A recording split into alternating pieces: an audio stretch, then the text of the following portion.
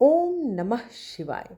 नमस्कार दोस्तों, आप समस्त श्रोतागण का आपके YouTube चैनल जीवन अमृत पर हार्दिक अभिनंदन है। आज हम बात करेंगे सोम प्रदोष व्रत की। यह व्रत भगवान शिव को प्रसन्न करने का अत्यंत फलदायी व्रत माना गया है। कहा जाता है कि जो भी भक्त सोमवार के दिन प्रदोष व्रत रखकर शिव जी की उपासना करते हैं, उन्हें सुख, समृद्धि और स्वास्थ्य का वरदान प्राप्त होता है। तो आइए जानते हैं सोम प्रदोष व्रत की कथा, महत्व और पूजन विधि के बारे में विस्तार से। आप सभी को सोम प्रदोष व्रत की हार्दिक शुभकामनाएं। भोलेनाथ आपकी सभी मनोकामनाएं पूर्ण करें, आपके जीवन में सुख, शांति और समृद्धि का वास हो। हर हर महादेव। इसी मंगल कामना के साथ आज की वीडियो का आरंभ करती हूँ। प्रदोष व्रत चंद्रमास की दोनों त्रयोदशी के दिन किया जाता है, जिसमें से एक शुक्ल पक्ष के समय और दूसरा कृष्ण पक्ष के समय में आता है। जिस दिन त्रयोदशी तिथि प्रदोष काल के समय व्याप्त होती है, उसी दिन प्रदोष का व्रत किया जाता है। प्रदोष काल सूर्यास्त से प्रारंभ हो जाता है, जब त्रयोदशी तिथि और प्रदोष साथ साथ होते हैं। वह समय शिव पूजन के लिए सबसे अति उत्तम माना जाता है। जब प्रदोष का दिन सोमवार को पड़ता है, तो इसे सोम प्रदोष व्रत के नाम से जाना जाता है। सोम प्रदोष व्रत भगवान शिव के अत्यंत प्रिय माने जाते हैं। इस व्रत को करने से भगवान शिव की कृपा से मनोवांछित फल की प्राप्ति होती है। दाम्पत्य जीवन में प्रेम, मधुरता और जिनके भी आरोग्यता समस्त जो भी बाधाएं हैं, वो सभी दूर होती है। मानसिक समस्याओं का निवारण होता है। इसलिए यह व्रत अति उत्तम और श्रेष्ठ माना जाता है। अब बात करते हैं पंचांग की। त्रयोदशी तिथि का प्रारंभ 3 नवंबर 2025 को 3:37 में सुबह के समय हो रही है। वहीं त्रयोदशी तिथि का समापन 4 नवंबर 2025 को रात्रि में 12:35, जिसे आप सुबह कह सकते हैं, उस समय पर इसका समापन हो रहा है। ऐसे में सोम शुक्ल प्रदोष व्रत सोमवार नवंबर 3 को 2025 में इस दिन प्रदोष पूजा मुहूर्त 6:30 बजे शाम से लेकर 8:42 तक रहने वाली है। यह अवधि 2 घंटे 13 मिनट की है।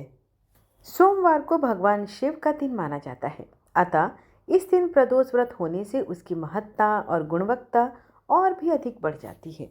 आइए अब आज के दिन हम कथा का रसपान करेंगे। एक नगर में एक ब्राह्मणी रहती थी। उसके पति का स्वर्गवास हो गया था। उसका अब कोई भी आश्रयदाता नहीं था, इसलिए प्रातः होते ही वह अपने पुत्र के साथ भिक्षा मांगने निकल पड़ती थी। भिक्षाटन से ही वह स्वयं और पुत्र का पेट पालती थी। एक दिन की बात है, ब्राह्मणी घर लौट रही थी तो उसे एक लड़का घायल अवस्था में कराहता हुआ मिला। ब्राह्मणी दयावश उसे अपने घर ले आई। वह लड़का विदर्भ का राजकुमार था। शत्रु सैनिकों ने उसके राज्य पर आक्रमण कर उसके पिता को बंदी बना लिया था और राज्य पर नियंत्रण कर लिया था। इसलिए वह मारा मारा फिर रहा था। राजकुमार ब्राह्मण पुत्र के साथ ब्राह्मणी के घर रहने लगा। एक दिन अंशुमति नामक एक गंधर्व कन्या ने राजकुमार को देख लिया और उस पर मोहित हो गई। अगले दिन अंशुमति अपने माता पिता को राजकुमार से मिलाने लाई। उन्हें भी राजकुमार भाग गया। कुछ दिनों बाद अंशुमति के माता पिता को शंकर भगवान ने स्वप्न में आदेश दिया कि राजकुमार और अंशुमति का विवाह जल्द ही कर दिया जाए, और उन्होंने वैसा ही किया। ब्राह्मणी प्रदोष व्रत किया करती थी। उसके व्रत के प्रभाव और गंधर्व राज की सेना की सहायता से राजकुमार ने विदर्भ से शत्रुओं को खदेड़ दिया और अपने पिता के राज्य को पुनः प्राप्त कर आनंद पूर्वक रहने लगा। राजकुमार ने ब्राह्मण पुत्र को अपना प्रधानमंत्री बनाया। ब्राह्मणी के प्रदोष व्रत के महात्म्य से जैसे राजकुमार और ब्राह्मण पुत्र के दिन फिरे, वैसे ही भगवान शंकर सबके भी दिन को फेरे और सबके भी दुख दूर दूर करें।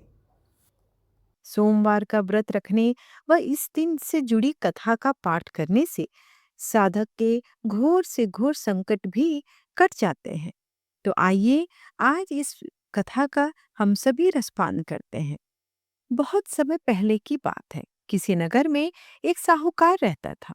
उसका घर धन्य धान्य व सभी सुख सुविधाओं से भरा हुआ था। बस कमी थी तो एक संतान की। संतान पाने के लिए साहूकार हर सोमवार को उपवास रखता था और शिव मंदिर जाकर पूरी आस्था से शिव पार्वती की पूजा अर्चना किया करता था। उसकी अटूट भक्ति से माँ पार्वती प्रसन्न हुई और भगवान शिव से निवेदन करने लगी, हे स्वामी, आप तो अपने भक्त की पुकार शीघ्र सुन लेते हैं। कृपया साहूकार पर भी दया करें और उसकी मनोकामना पूर्ण करें। माता पार्वती की विनती सुनकर भगवान शिव कहने लगे, हे देवी, हर प्राणी को अपने अच्छे बुरे दोनों कर्मों का फल भोगना ही पड़ता है। यही इस संसार की रीत है। ये सुनकर पार्वती जी साहूकार की मनोकामना पूर्ण करने के लिए शिव जी से हठ करने लगी। बहुत समझाने पर भी जब माता पार्वती नहीं मानी तो शंकर भगवान ने साहूकार को संतान प्राप्ति का वरदान दिया, किंतु उन्होंने कहा कि ये बालक अल्पायु होगा और मात्र 12 वर्ष तक ही जीवित रह सकेगा।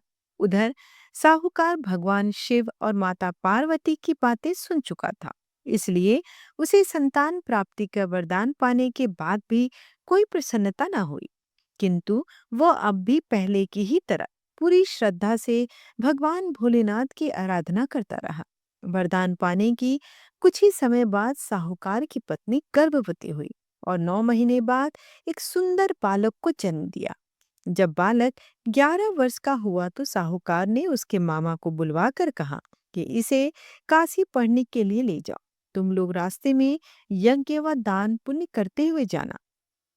ये कहकर साहूकार ने उन्हें खूब धन देकर विदा कर दिया। इधर काशी प्रस्थान करने बाद मामा भांजे एक गांव से गुजर रहे थे। वहां एक राजकुमारी का विवाह हो रहा था, परंतु राजकुमार एक आंख से काना था। तभी वर के पिता ने साहूकार के बेटे को देखा और उसके मामा से कहा कि तुम अपना भांजा कुछ समय के लिए हमें दे दो, विवाह संपन्न हो जाए उसके बाद ले जाना।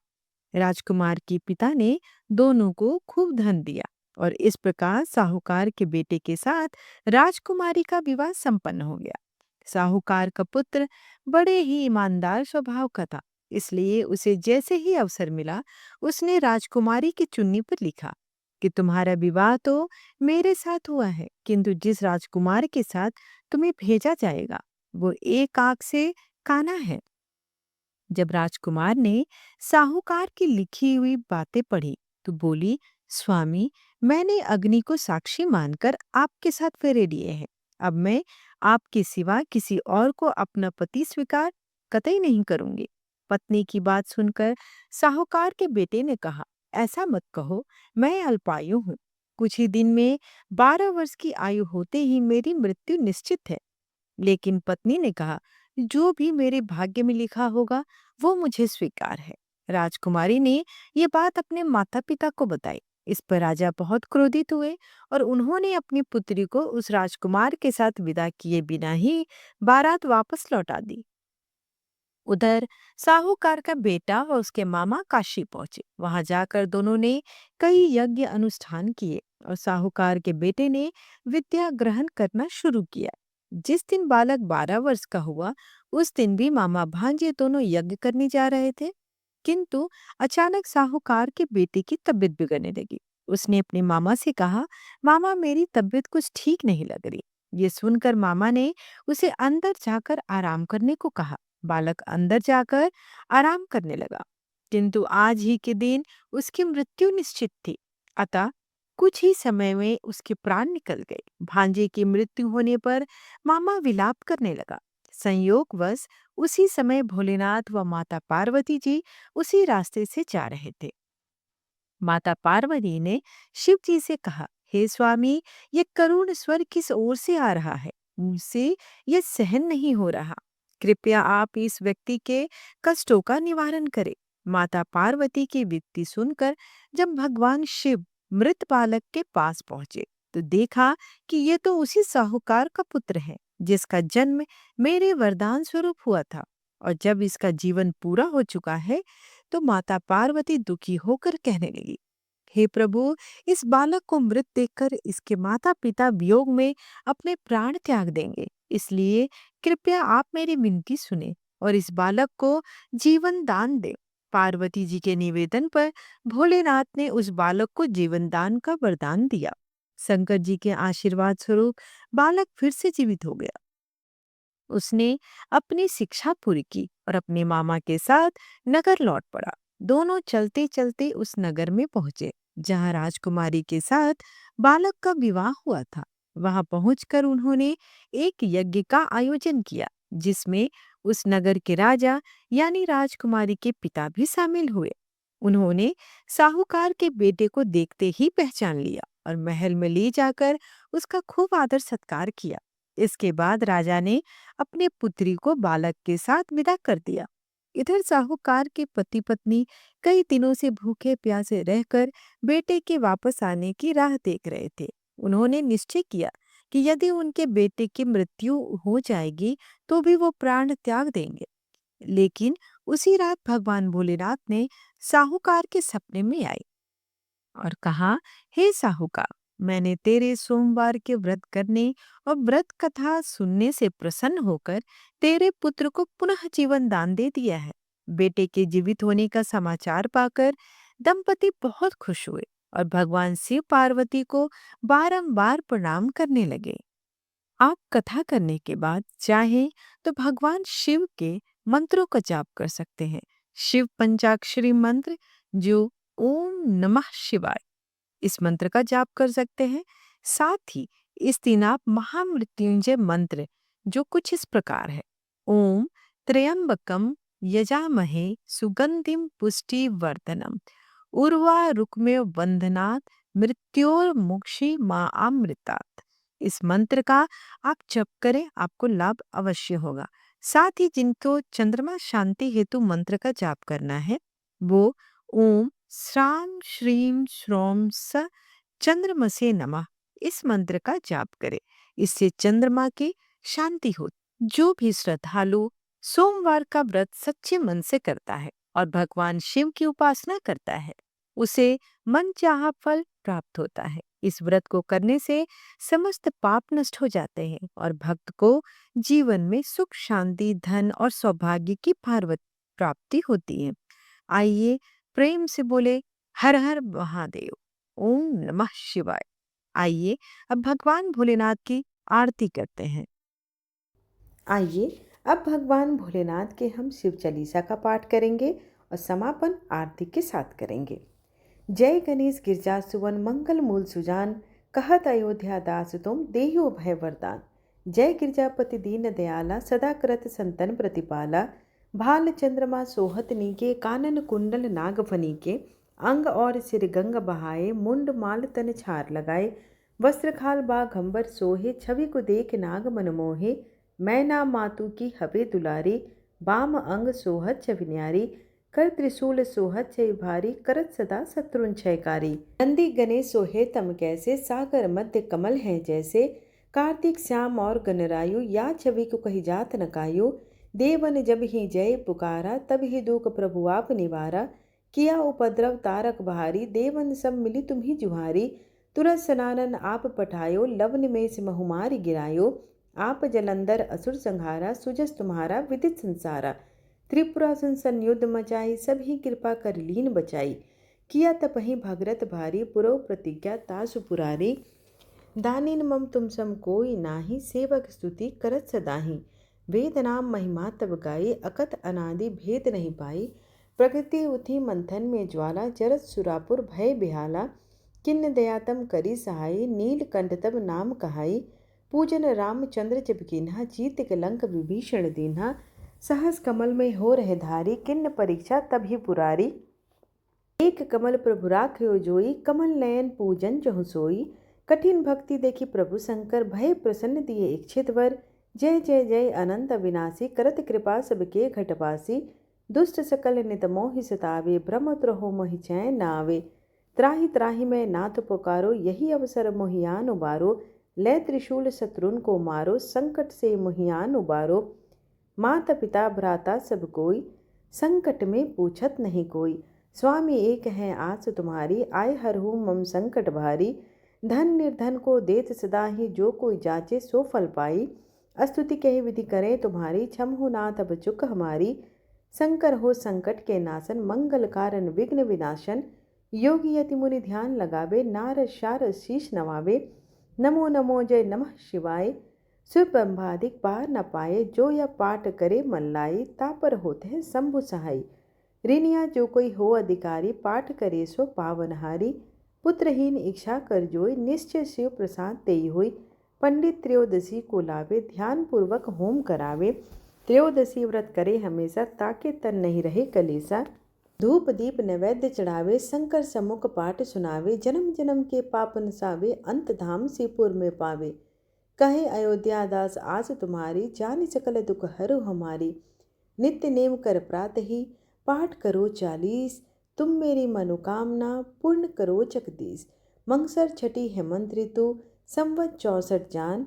स्तुति चली सी वहीं, पूर्ण कीन कल्याण। जय शिव ओंकारा, ओम जय शिव ओंकारा। ब्रह्मा विष्णु सदा शिव, अर्धांगी धारा। ओम जय शिव ओंकारा, एकानन चतुरानन पंचानन राजे। हंसासन गरुड़ासन, वृषवाहन साजे। ओम जय शिव ओंकारा। दो भुजे चार चतुर भुजे, 10 भुजे अति सोहे। त्रिगुण रूप निरखते, त्रिभुवन जन मोहे। ओम जय शिव ओंकारा। अक्षमाल बनमाला, मुंडमाला धारी। चिंदन मृगमद सोहे, भाले शशिधारी। ओम जय शिव ओंकारा। श्वेतांबर पीतांबर, बाघंबर अंगे। सनकादिक गरुड़ादिक, भूतादिक संगे। ओम जय शिव ओंकारा। करके मध्य कमंडलु, चक्र त्रिशूलधारी। सुखकारी दुखकारी, जग पालनकारी। ओम जय शिव ओंकारा। ब्रह्मा विष्णु सदा शिव, जानत अविवेका। प्रणवाक्षर में शोभित, ये तीनों एका। ओम जय शिव ओंकारा। काशी में विश्वनाथ विराजते, नंदी ब्रह्मचारी। नित उठी भोग लगावते, महिमा अति भारी। ओम जय शिव ओंकारा। त्रिगुण शिव जी की आरती, जो कोई नर गावे। कहत शिवानंद स्वामी, मन वांछित फल पावे। ओम जय शिव ओंकारा। कर्पूर गौरम करुणावतारम, संसार सारम भुजगेंद्रहारम। सदा वसन्तं हृदयारविन्दे भवं भवानी सहितं नमामि त्वमेव माता च पिता त्वमेव एव बन्धु च सखा त्वमेव त्वमेव विद्या द्रविणं त्वमेव त्वमेव सर्वं मम देव देव। आरतीम समर्पयामि शिव शंभू नमो नमः। आशा करती हूँ कि आपको आज की कथा और आज की वीडियो पसंद आई हो। वीडियो पसंद आए तो एक लाइक अवश्य करें और सब्सक्राइब जरूर करें ताकि मेरे आने वाली वीडियोस की नोटिफिकेशंस आप तक समय पर पहुंच सके। धन्यवाद।